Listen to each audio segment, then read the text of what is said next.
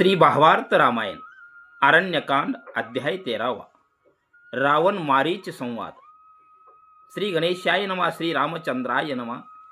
नाथ महाराज पुढे जाऊन सांगतात की शूर्पणखेनं आपलं विद्रूप रूप दाखवल्यानंतर रावणाच्या तळपायाची आग मस्तकाला गेली आणि रावण आपल्या मामाकडे आला, तो म्हणजे मारीच मामा। मामाला येऊन आलिंगन दिले। त्यावेळेस हे मामा,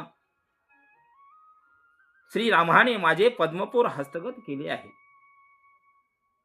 एवढे करून राम थांबला नाही, 14,000 राक्षसासहित खर दूषणाला मारले आहे आणि माझी शूर्पणखा त्या शूर्पणखेला विद्रूप करून लंकेकडे पाठविले आहे आणि रामाच्या बायकोचे अपहरण करून माझ्या भगिनीचे मला सूड उगवायचे आहे।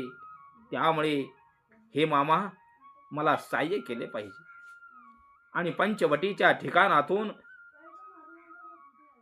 तिथे जाऊन आपण सुवर्ण हरिण व्हायचं आणि सुवर्ण हरिण झाल्यानंतर सीतेचं लक्ष तिकडे जाईल।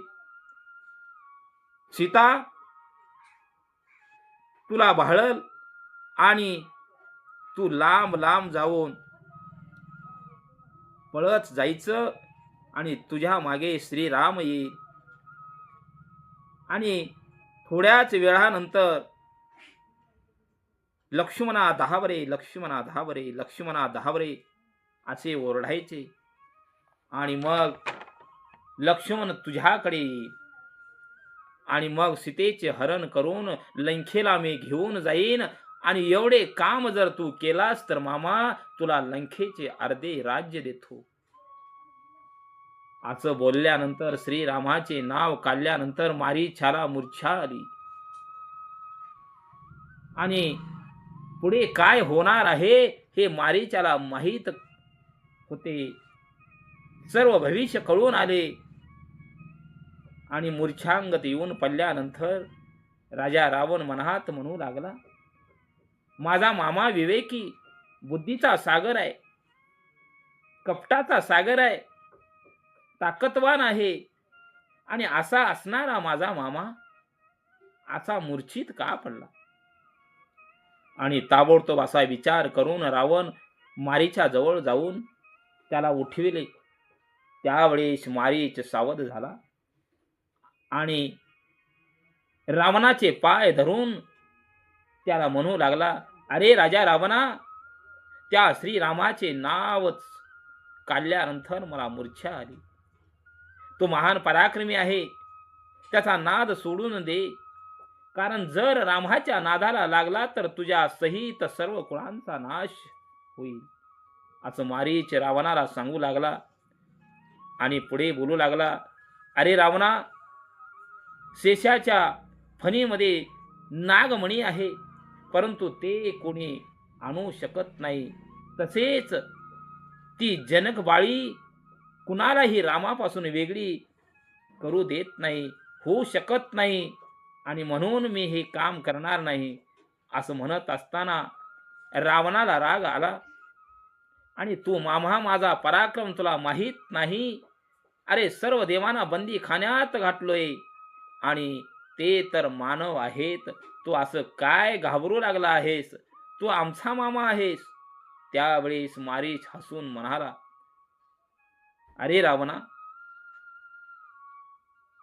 तू महान आहेस, तू फार पराक्रमी आहेस आणि फार पराक्रमीही केला आहेस, परंतु त्या रामासंगे जाऊन कधी युद्ध केला नाहीस।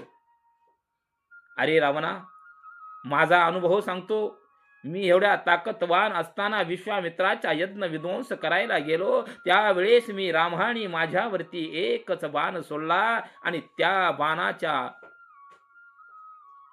सुभावना ठार मारले आणि त्याच बाणाच्या वाऱ्याने मी इथे येऊन पडलो। म्हणून तुला पुन्हा एकदा सांगतो, त्या रामाचा नाद सोड, त्याच्या नादाला लागू नकोस। रामाच्या नादाला लागलास तर अख्खं कुळ भस्मसात होईल. असं म्हणून मारीच रडू लागला.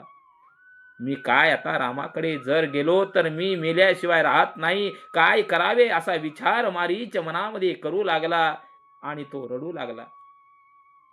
त्यावेळेस रावण उठून मारीचाला पोटाशी धरून रावण बोलू लागला, अरे मामा, तू रडू नकोस. तू काहीही कर. एवढे माझे काम कर. मी तुला लंकेचे अर्धे राज्य देतो. असे बोलू लागल्यानंतर अंतःकरणाच्या ठिकाणी मारीच विचार करू लागला. त्यावेळेस मारीच मनात विचार करत असताना, मी जर मेल्यानंतर एवढ्या रावणाचे राज्य काय करायचं आहे? एवढं वैभव संपत्ती मला काय करायचं आहे? असा विचार करत असताना मारीच स्वतः सावध झाला. आता ह्या पुढे जर राजा रावणाचं आपण नाही ऐकलो तर आपल्याला रावण मारल्याशिवाय सोडणार नाही. त्यापेक्षा रामाच्या हातून मरण आले तर फार चांगलं होईल असा विचार करत असताना मारीच म्हणू लागला आणि तो राजा रावणानं जे काम सांगितलं त्या कामाला होकार दिला.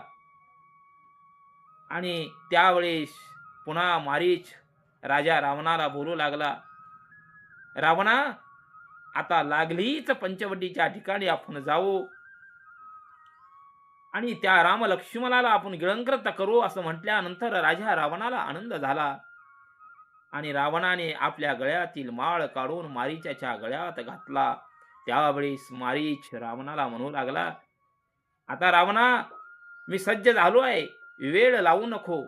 असं म्हटल्यानंतर राजा रावण आपला रथ सजवून मारीचाला बसवून पंचवटीच्या दिशेने निघाला. आणि इथेच नाथ महाराज या अध्यायाची सांगता करतात. जय श्रीराम, जय श्रीराम.